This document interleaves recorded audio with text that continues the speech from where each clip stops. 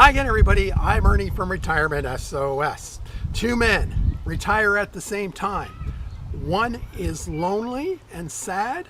The other man lives alone and is quite happy. The man that's lonely, I do not know him personally. I heard his story from a third party, a friend that I know. The person that lives alone is someone that I do know personally. Let's first characterize the lonely man. He is someone who has no partner or kids. He has one close friend and limited contact with his family. The man that's living alone was married for less than a year before divorcing and currently has no partner. He maintains good relations with his friends and family. The lonely man lives in Toronto and rarely leaves his home except for food shopping. The man that is alone, he used to live in Toronto, but moved to the countryside 5 years before his retirement. And he loves the tranquility of living in a rural area.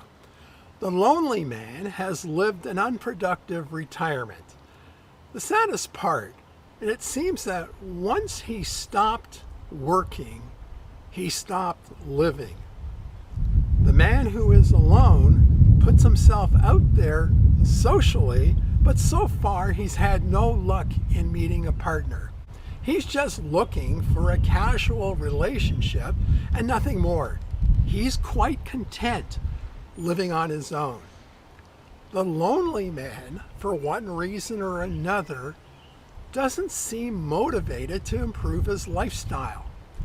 The alone man has taken up hiking and gardening, amongst other things, since he's retired. You're probably wondering where I'm going with this. I needed to do this comparison so that we could all have a clear look of someone that's living alone and thriving in retirement versus someone who is also living alone but is lonely and sad and miserable. Think of this as a number line. The lonely man on my left, who's miserable, and the man living alone, who's very happy, and he's on my right. So you can see there's quite a gap between their retirements. And the one thing separating the lonely man from the alone man is initiative. And nothing is going to come to anyone in retirement unless they take initiative. The man living alone in retirement has a very fulfilling life. In regards to the lonely man, he's just down and out.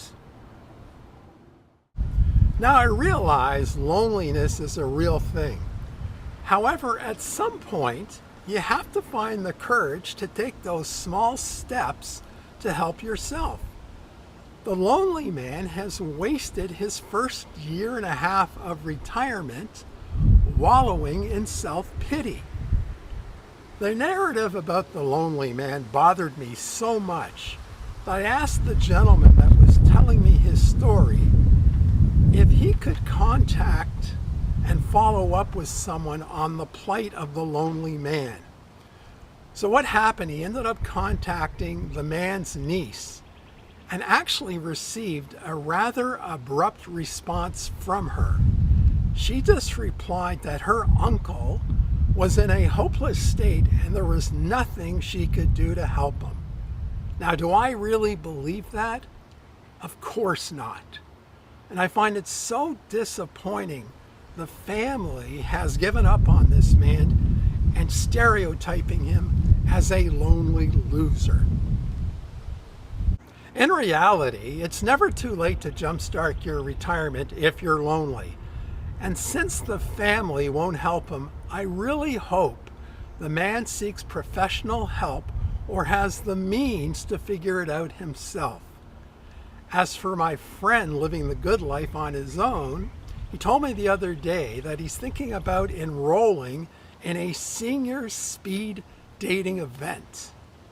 Sounds like an adventure, so good luck to him. So thank you for watching. So until next time, bye for now.